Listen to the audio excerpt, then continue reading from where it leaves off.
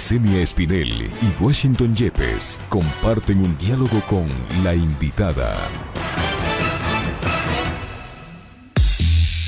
En Punto Noticias hablamos de...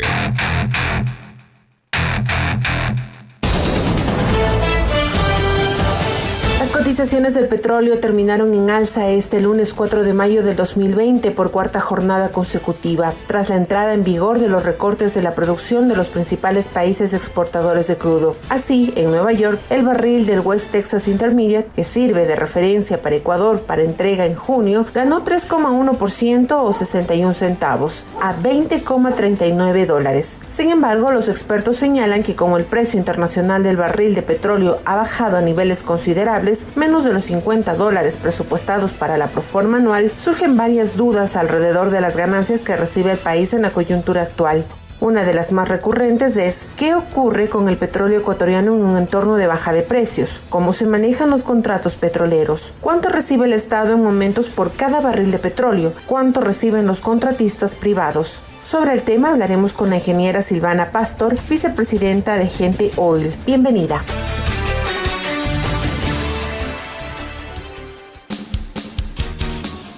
8:42, bienvenida a Silvana Pastor.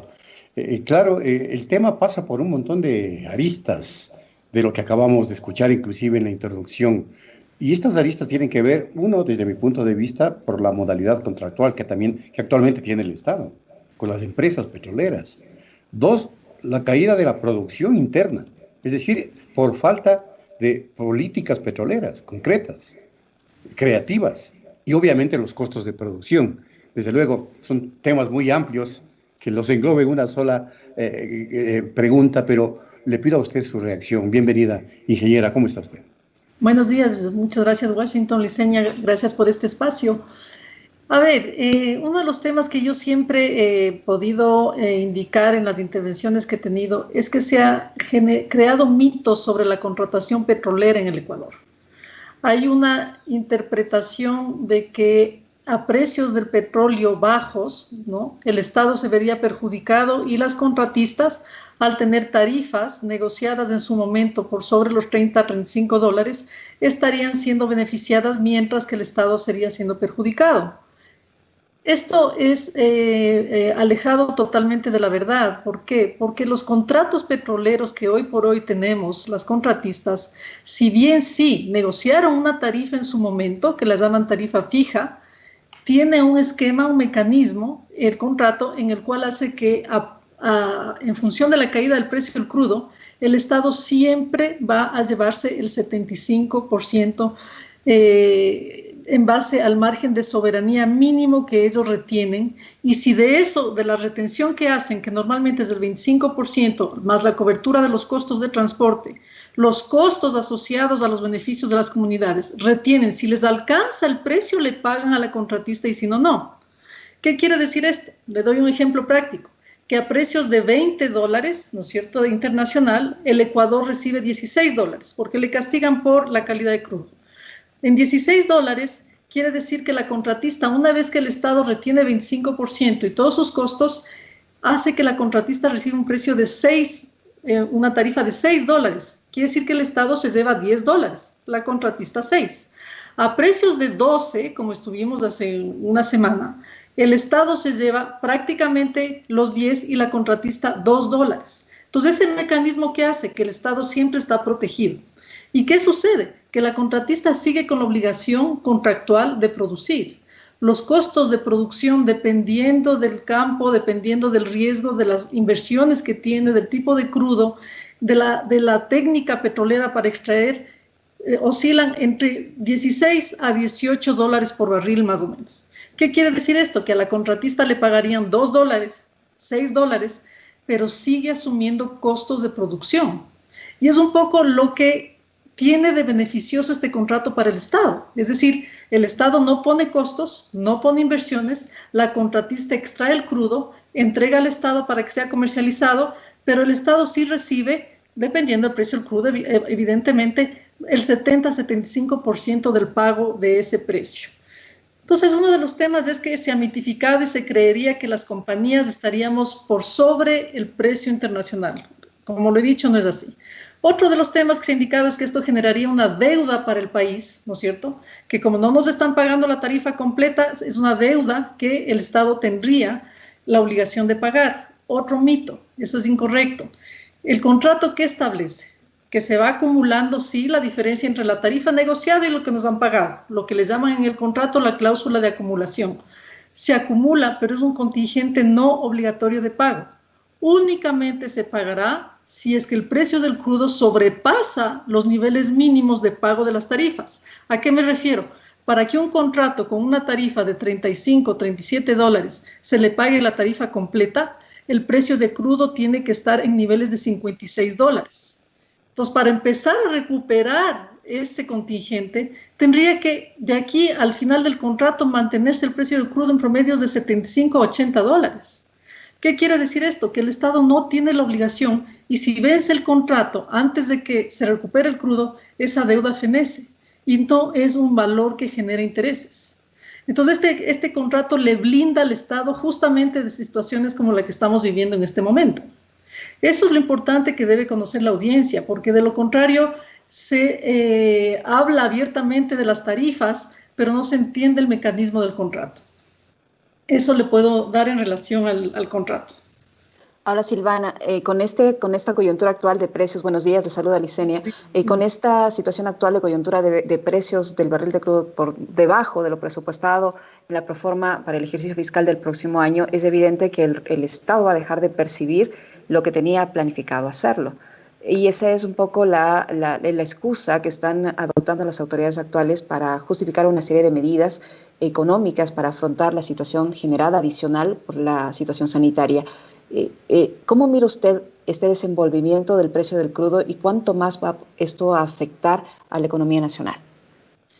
Sí, efectivamente, sí es un tema que preocupa a nivel de las finanzas públicas porque evidentemente tenemos un presupuesto establecido con un precio del barril mucho más alto, ¿no es cierto? Sin embargo, desde el punto de vista de los mercados petroleros, cómo funcionan, es como todo mercado, es oferta y demanda. Hoy por hoy, con la situación mundial de confinamiento y que hace que haya una reducción de la demanda de crudo, las compañías petroleras a nivel mundial y los países han seguido produciendo y esto ha hecho que llegue a un nivel de inventarios que supera la demanda de crudo. Esto fue el fenómeno que pasó hace unas 2 semanas cuando vencían los contratos a futuro de ciertos contratos petroleros y evidentemente al no tener una capacidad de inventario, cuando vencían estos contratos, los dueños de esos contratos prefirieron pagar para que les reciban el crudo y eso hizo que el precio del crudo se baje. Sin embargo, se han tomado una serie de medidas a nivel mundial, recortes de producción, los países de la OPEP, los países que no son de la OPEP también, el propio Estados Unidos han bajado los niveles de producción, lo que ha hecho que el nivel de inventario empiece a bajar. No todavía en los niveles suficientes como para que haya un consumo mayor, digamos. Noticias pero si usted con ve en los Wilson últimos días Robalín. ya empieza a subir el precio del crudo. Estamos entre 20, 24, esta mañana aperturaron los mercados con 24 dólares, volvió a bajar un poco a 20, 22. La expectativa que nosotros tenemos es que conforme se vaya liberando un poco el tema del confinamiento y ciertas economías empiecen ya a funcionar de alguna manera, va a empezar a subir el consumo. Si los países mantienen los niveles bajos de producción, llegará un momento evidentemente en que se vuelva a equilibrar la demanda y la oferta.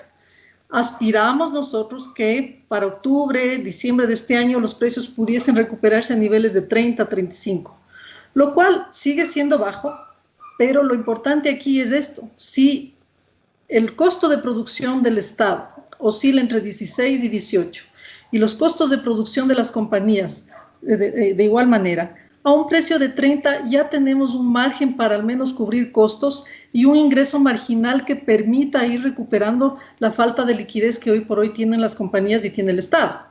Es decir, yo vengo diciendo, esto es un tema de resistencia de unos meses hasta que empiece ya las economías a reactivarse. El transporte es lo más importante. El momento en que tengamos nuevamente aerolíneas volando, el momento que tengamos el uso de los vehículos, va a empezar a sentirse la recuperación de los precios. Silvana, cómo funciona esta mecánica ante el Ecuador, que obviamente es un exportador de petróleo marginal, pero que se ve afectado por la crisis global? Es decir, esta mecánica de exportación versus importación de derivados de petróleo, porque el Ecuador evidentemente importa gasolina, importa diésel. ¿Cómo funciona esta mecánica y cómo le afecta al país en uno y otro caso? Más concretamente en el segundo caso, es decir, en la importación para el abastecimiento de combustible. A ver, ahí también hablamos de los precios, ¿no es cierto? Es decir, el tema de la importación está directamente asociada al costo del precio internacional. Es decir, en este momento, a estos niveles de precios es conveniente importar y no refinar acá nuestra producción, porque nuestros costos son más altos que lo que generaríamos a través de la importación en estos momentos. Entonces, yo creo que esa es una dinámica que el gobierno o las autoridades son las que tienen que mirar. Hoy por hoy, a esos niveles, importar los combustibles nos sale mucho más conveniente que refinar. En el tema de la exportación, recordemos que el petróleo sigue siendo el 30% de los ingresos del país. Es decir, no podemos pensar que esto puede suplirse en un corto plazo, un mediano plazo, inclusive le diría un largo plazo. Las industrias, todo lo que usted tiene alrededor suyo, tiene un componente generado por el sector petrolero. Entonces, lo que nosotros tenemos que entender es que sí, ese es el principal ingreso al país.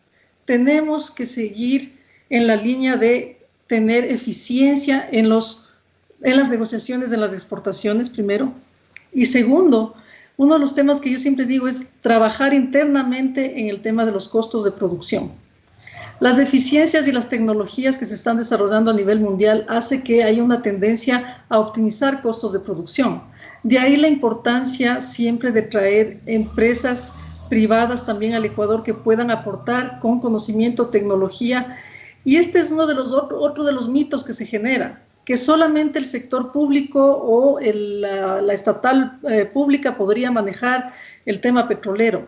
Eso no es así, como le decía. Si es que hay un equilibrio entre el sector público y el sector privado, donde se combinen tecnologías, donde se combinen conocimientos sobre las técnicas petroleras y logramos ir básicamente bajando costos de producción, podemos de alguna manera no eliminar, pero sí atenuar esa fluctuación que nos afecta siempre en las exportaciones, ¿no es cierto?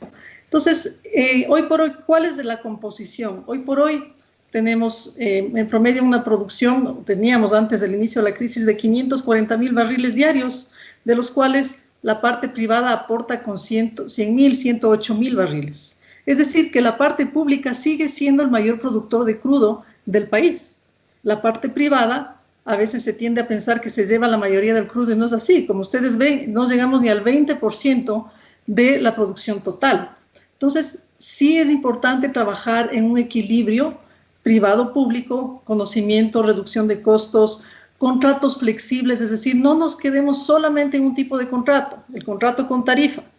Mantengamos la opción a los inversionistas de tener contratos de participación, contratos de servicio con tarifa, de manera que dependiendo de los riesgos que estas compañías asumen, el Estado tenga un abanico de posibilidades de contratos. Es la manera en que podemos flexibilizar un poco la industria. Tenemos que seguirla tecnificando, pero recordemos que es la industria que genera la mayor cantidad de empleos en el país. ¿Y qué está sucediendo el día de hoy? A precios, como le indiqué, de 12 a 20 tenemos tarifas de 0, 2 dólares, 4 dólares. Eso hace que las compañías petroleras no tengan ingresos. Se tiende a pensar que hay que regresar a ver a las compañías petroleras como caja para solucionar los problemas de crisis fiscal. Están poniéndonos camisas de fuerza porque nos han aumentado contribuciones, nos han aumentado tributos y adicionalmente no nos han permitido flexibilizar el pago de ciertas obligaciones, que era lo que hemos pedido. Y es una pena porque están poniendo a las compañías contra la pared, es decir, mantengan sus costos de operación, ¿no es cierto? Porque independientemente que usted no esté produciendo, tiene un costo fijo de operación, tiene que mantener los campos, tiene que mantener los pozos, no puede abandonar las facilidades de producción. Pero sí nos implica, sin ingresos, administrar un flujo de caja hasta que empecemos a tener de alguna manera un ingreso. Entonces, Uno de los pedidos que se ha hecho a las instancias gubernamentales es alivien los flujos de caja en este tiempo para que las compañías puedan, ¿qué?, garantizar el empleo. Uno de los pedidos que yo hago es, el empleo es lo que debemos cuidar en estos momentos. El empleo es la fuente de consumo, es la fuente de dinamización de la economía. Lo último que se debe hacer es tratar de despedir a los empleados. Ese es uno de los pedidos que yo hago. Y lo que estamos haciendo las empresas petroleras mancomunadamente es tratar de alivianar el flujo de caja a través de ¿qué? De negociaciones con el Estado para que toda la carga tributaria de contribuciones que tenemos nos permitan diferir, no eliminar. Hemos hecho un planteamiento incluso en el que entre todas hemos pagado el 70% ya de las contribuciones y solo pedimos que el 30% nos permitan diferir, 30%. Entonces, esos son los tipos de análisis que a veces preocupan. Por ejemplo, yo escucho discusiones que se hacen en la asamblea sin conocer la dinámica contractual, sin conocer la realidad de las empresas petroleras, y estamos afectando a la industria que mayores ingresos le genera al país. Ahí es donde yo veo un divorcio entre lo que es entender las finanzas públicas con las realidades de los sectores productivos, en este caso el sector petrolero. Muchísimas gracias, Silvana, por su información. Conversamos con Silvana Pastor, vicepresidenta administrativa financiera de Gente Oil, una de las pocas mujeres en Ecuador experta en finanzas petroleras en el país. Espero que su situación judicial esté por buen camino. Le agradecemos por este tiempo, por la información que nos ha proporcionado. Lamentablemente ya se nos agotó el tiempo, Guacho. Así mismo, muchas gracias, Silvana. Por la invitación. Gracias, es un gusto estar con ustedes siempre. Hasta una próxima oportunidad. En Punto Noticias, la noticia vive.